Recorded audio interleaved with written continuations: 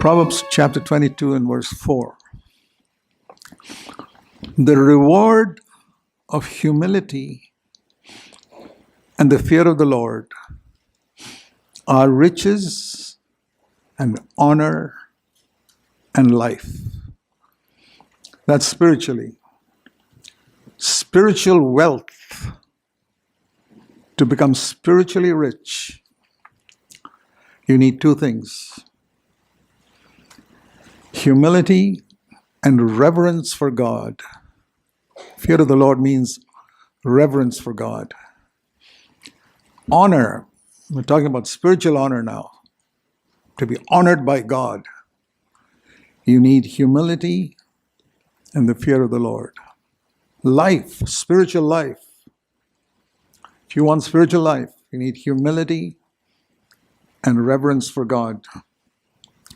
Now, when you look at the world, people in the world, these are the things people are looking for: earthly riches, earthly honor, and long, physical, healthy life on earth. Now, we're not looking for earthly riches or earthly honor or long earthly life. We're looking for spiritual riches and spiritual honor and spiritual life. And that should be the difference between you and the rest of the people in the world. I'm not looking for earthly riches. God provides me enough for my need, and I'm satisfied with that. I'm not looking for any earthly honor from anybody. If God honors me, that's enough. And I'm not looking for a long life, but a life that completes the will of God on earth. Jesus completed it when he was 33 and a half. He could say, I finished the work you gave me to do. And he did not want to live one single day after that, because he'd finished the work God gave him to do. And I want to say something to you, brothers and sisters. When you were born, God had already planned your life. And he had a specific task that he wanted to accomplish through you. Now, you didn't know that when you were born. I did not know when I was born, or for many years thereafter, what God's plan for my life was. But now that I'm 84 and I look back, I can see very clearly that God had a very specific plan for my life the day I was born, before I was born. And the only person who could frustrate and spoil that plan is me, myself. Nobody else could frustrate it. People could try, but they couldn't hinder it. But I can ruin the plan God has for my life. You can ruin the plan God has for my life. No other human being can ever spoil or destroy the plan God's made for your life. But you can ruin it by sin. You can ruin it by pride. You can ruin it by having some bitterness against somebody, by not forgiving someone. All these wretched, demonic habits can prevent you from fulfilling God's plan for your life. I believe the greatest passion we should have is, Lord, before I leave this earth, I want to finish what you sent me on earth to do. If you have that desire, it doesn't matter, Lord, if people think much of me or people think less of me. Not important. Absolutely unimportant. Have I finished the work God gave me to do? Now, when you get to heaven, I believe most of us will get there, hopefully, if not all of us, and you look back over your life, I'll tell you something right now. The thing that will bring you satisfaction in heaven is if you finished the work God gave you to do. And if you didn't finish the work God gave you to do on earth because you sought something else, you wandered away, or you kept some bitterness in your heart against someone, I'll tell you this. You keep bitterness in your heart against one human being, just one, I guarantee you will not complete the work God has planned for you on earth. That will ruin everything. It's like saying I often use, you make a beautiful chicken curry and you put one dead lizard inside it. You ruin the whole thing. And that's how the devil, who's so clever, ruins so many believers who are otherwise so gifted, so capable, and living such a good life, a beautiful chicken curry, and then he makes them put one dead lizard inside. One bit of bitterness against some human being who said something to them or did something to them or hurt them or their family in some way, and they just can't forgive that person. They can't forget it. It's there in their mind. It rankles in their mind. And who's bringing it back again and again to their mind? The devil. How to overcome it? The grace of God. With the grace of God, we can overcome anything. But God gives His grace only to the humble. And that's why it's so important to pursue humility. And all of us, I'll tell you that, I include myself, need far more humility than we already have. But along with humility is another thing here called the fear of the Lord, the reverence for God. And like I've said many times, there are two types of fear of God. One is the fear that God may hurt me. And the other is the fear that I may hurt God. Which do you have? Do you have the fear that God may hurt you in some way? Punish you, harm you, mess up something in your life? We must never have that fear. But do you have the fear that you may hurt God by something you do? By the way you speak to someone? By the thoughts you allow yourself to be thinking? That should be your prayer. Lord, I want a fear that I may hurt you in some way. I don't want to. Think if you had a child, most of us have got children.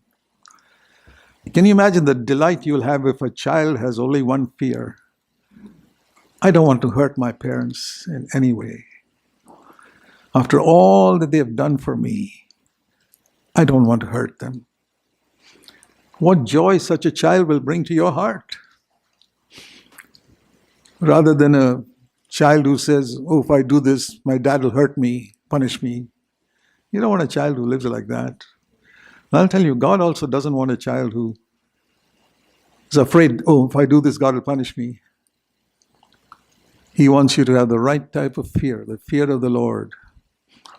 I fear that I might hurt him. Or fear can also be translated as reverence for God.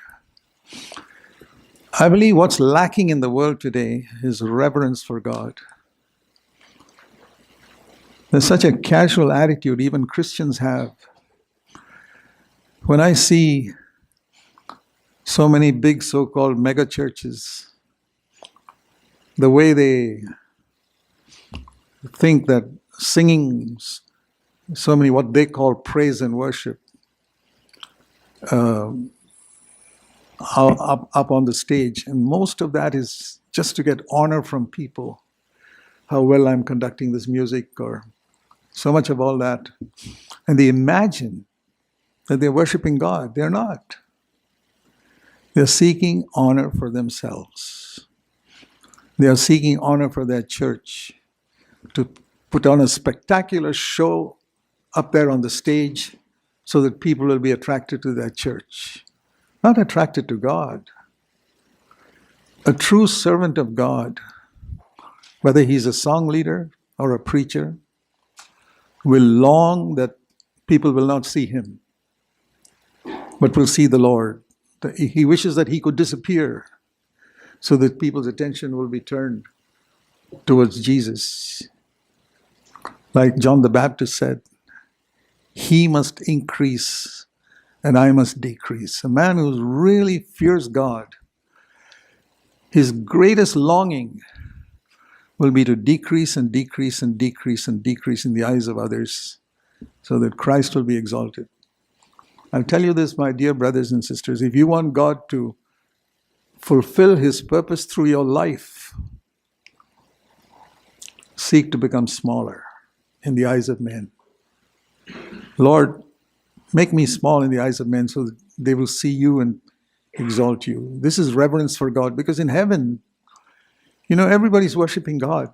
No angel, not even Michael the archangel, wants to draw any attention to himself, even though he's so gifted. Those angels have such supernatural gifts. They never want to draw attention to themselves. Fear that, dear brothers and sisters. Fear trying to draw attention to yourself for your humility. Imagine seeking honor for being known as a humble person. Can you think of anything more proud than that? When you try to seek honor to be known as a humble person or a humble brother or a humble sister, garbage. No angel in heaven is trying to show off how humble they are. It's always pointing towards the Lord. Reverence for God means I want to disappear in the eyes of men. Unfortunately, those of us who sit in the stand or sit in the pulpit, we are seen by people, but if your longing is to be seen by people, there's something wrong with you. We must want to disappear more and more so that all attention will be focused on the Lord. Reverence for God is the beginning of wisdom, the ABC of wisdom. It's like when children go to school, the teachers will tell them, there's nothing you can learn in the school if you don't learn the ABC first.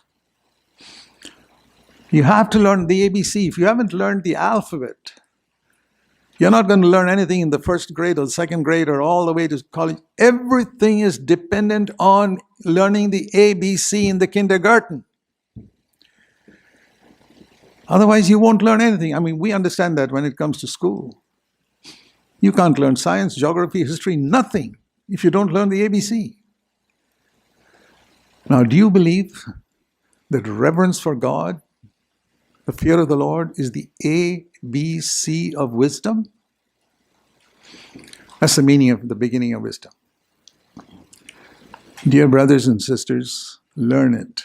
Because I'll tell you this, I have met very few Christians who have really learned the ABC of wisdom, who want to be hidden so that Christ may be glorified, who want to go down that Christ may go up, who want to become small that Christ may be exalted, and who will deeply repent before God if they ever said anything or done anything to exalt themselves, who will fall on their face before God and say, Lord, have mercy on us. Boy, there I did something to exalt myself. There I thought too highly of myself. Please have mercy on me. Think often of heaven. One of my favorite meditations is heaven. How will it be like in heaven? You heard me say that, that how we look around for the great, so-called great men of God, and there's hardly anybody there. Because all eyes are focused on Jesus. Here on earth, we want people to notice us, observe us, and all that. In heaven, if you really want the Spirit of heaven in you, seek to point to Jesus and to be focused on Him. Say, Lord, I pray that people will not see me. I pray that people will not think highly of me. They'll always look at you, and let my life be like something pointing to you. Help me, Lord. By humility and reverence for God comes true spiritual riches, true spiritual honor from God, and spiritual life. Amen.